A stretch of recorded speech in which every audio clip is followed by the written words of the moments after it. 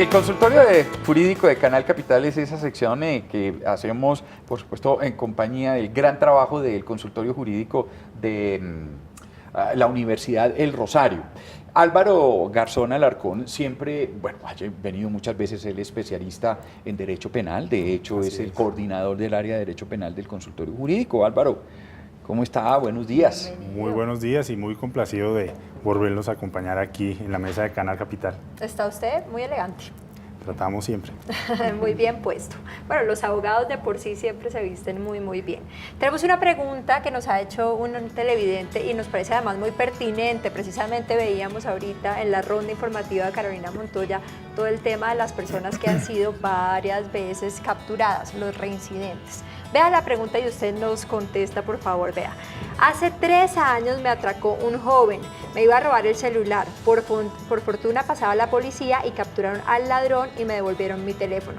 Puse la denuncia y no supe más del proceso, pero este mes vi pasar al mismo ladrón en la calle. ¿Por qué no hay justicia en este país?, se pregunta nuestro televidente. No, si hay justicia, pero bueno, no, que lo está conteste. hablando así desde... Sí, él dijo eso. Digamos que con el caso que nos están compartiendo el día de hoy, es definitivamente el sentimiento generalizado por estos días y resulta muy atinente en ese sentido.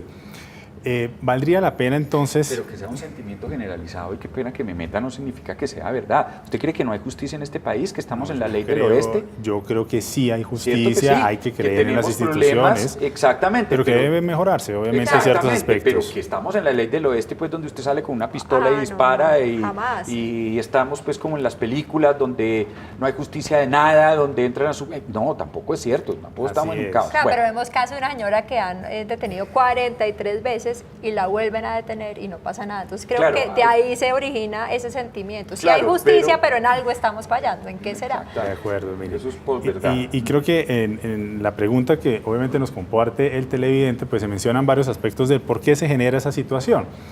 Básicamente yo podría enmarcar 3 en ese sentido. El primero es cuando él menciona que un joven pues fue el que materializó el atraco. Podríamos decir entonces que muy seguramente fue judicializado por los despachos de adolescencia y menores.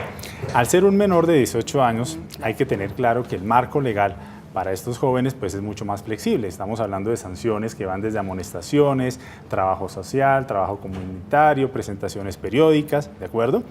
Y en ese sentido pues hay que ser muy francos. La discusión está actualmente latente. ¿Por qué? Porque si bien se ha venido incrementando el caso de jóvenes que incurren en la criminalidad, pues hay que también tener en cuenta que conforme a las normas internacionales de protección a los niños y demás, se entiende que están en una edad de formación y que por eso no debe dársele esa misma severidad con la que se castiga a los mayores de edad. Entonces, en ese sentido, es, digamos, un poco comprensible y acá pues explorando un poco las hipótesis por las cuales muy seguramente el usuario volvió a ver en las calles al sujeto que lo robó. Lo segundo que hay que decir es que si efectivamente la persona pues no tiene antecedentes, no reviste las características de un criminal y delincuente, pues muy seguramente o ya fue sancionado o muy seguramente también no pudo probarse formalmente esa responsabilidad. Y esa responsabilidad penal seguramente no se pudo acreditar de manera satisfactoria por el tercer aspecto y es el siguiente, y quiero aprovechar pues obviamente estos espacios porque desde el consultorio jurídico de la Universidad del Rosario también hacemos esa invitación. No basta con denunciar. Es decir, también debemos cooperar en el desarrollo del proceso y debemos desarrollar o cooperar mejor en el desarrollo del proceso porque muy seguramente cuando vaya a volver a ser citado a las diligencias en la etapa de juicio, a rendir las declaraciones y demás, en los casos, por ejemplo, de flagrancia, es decir, cuando la persona es sorprendida y aprehendida en el acto, pues la persona recupera su objeto hurtado y cuando recuperan su objeto hurtado, llámese celular o billetera, pues se desentienden del proceso y dicen, pues ya recuperé mi celular, ¿para qué me voy a seguir desgastando con eso?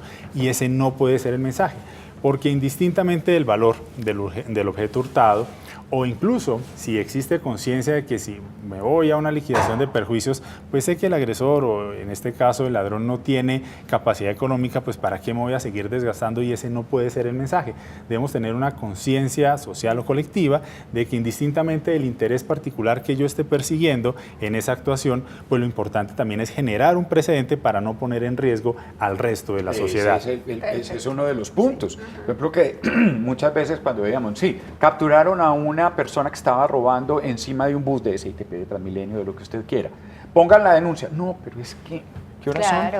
son? Voy Son las tarde, 7. Uy, no, sí. no, yo no alcanzo, no, y yo tampoco, ay, no, yo qué voy a Qué ir allá. Yo pereza, sí. Al otro día ven el ladrón por fuera. Esta justicia no funciona. Exactamente, exactamente. Y sobre todo, mire, hay que ser muy francos porque, como bien lo mencionaba Mauricio, el hecho de que el sistema tenga fallas, muchos llaman incluso sistema aplazatorio porque la mayoría de las audiencias se aplazan.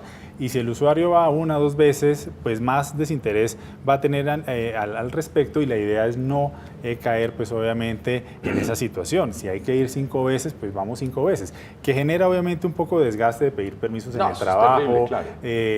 pues de obviamente desplazamientos, etcétera, pero hay que ser conscientes de que es la única manera de que, aportando ese testimonio en la etapa de juicio, pues vamos a dar los elementos suficientes para proferir un fallo condenatorio. De lo contrario, se va a abrir un marco de duda razonable. 43 en veces favor. escogen a la persona y la sueltan porque Exactamente. no hay denuncias, Claro. o las denuncias no fueron lo Cuando- suficientemente atestiguar. sustentadas. Cuando la policía captura a una de estas personas en flagrancia, ¿a las cuántas horas la puede soltar si no han presentado ninguna denuncia? ¿Cómo Bueno, funciona? se supone que el término para legalizar esa captura es de 36 horas.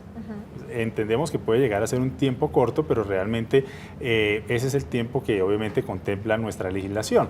Y en ese orden de ideas también hay que tener en cuenta lo siguiente: en muchas ocasiones, o por digamos el volumen de personas que van a ser judicializadas, la congestión en los despachos, es posible que se pueda exceder un poco el término, pero si se encuentra plenamente justificado, pues se puede llegar a materializar esa legalización de captura. Pero insisto, y como bien lo mencionaban hace un rato, lo importante acá es no solamente denunciar, ¿cierto? Mucho menos, obviamente, incurrir en la justicia por propia mano, porque definitivamente ese no puede ser el mensaje, pero sí definitivamente, después de denunciar, cooperar en el desarrollo del proceso, asistir a las audiencias, rendir los testimonios y estar asesorados, obviamente, hasta el final de la actuación. Abogado, y si uno hace eso, está, digamos que la garantía que esa persona va a mantenerse capturada. Si uno colabora, asiste, sigue yendo, Claro, o digamos, no es seguro. Claro, digamos que y es muy atinente la pregunta, ¿por qué? El hecho de que la persona pueda estar o no en una medida de aseguramiento durante el proceso va a depender obviamente de la gravedad de la conducta, de si tiene o no antecedentes y demás. Dependerá entonces de cada caso en concreto. Y en el caso obviamente que nos menciona el usuario en la pregunta, pues si estamos hablando de un hurto, pues muy seguramente no es que se vaya a materializar esa medida hasta tanto obviamente se profiera un fallo condenatorio que quede ejecutoriado y en firme. Muchas gracias. No, con Yo todo tengo gusto. una segunda pregunta también, sí. No, lo que pasa es que teníamos hoy nos más. han mandado solamente esa Una pregunta general pregunta. y lo que estábamos discutiendo acá, pero creo que logramos aclarar un poquito el Abordar un panorama. poco y enviar ese mensaje o invitación a la sociedad de que Sí. realmente debemos cooperar en el desarrollo de los procesos. Muchísimas gracias. Muchísimas gracias. Vea, le cuento que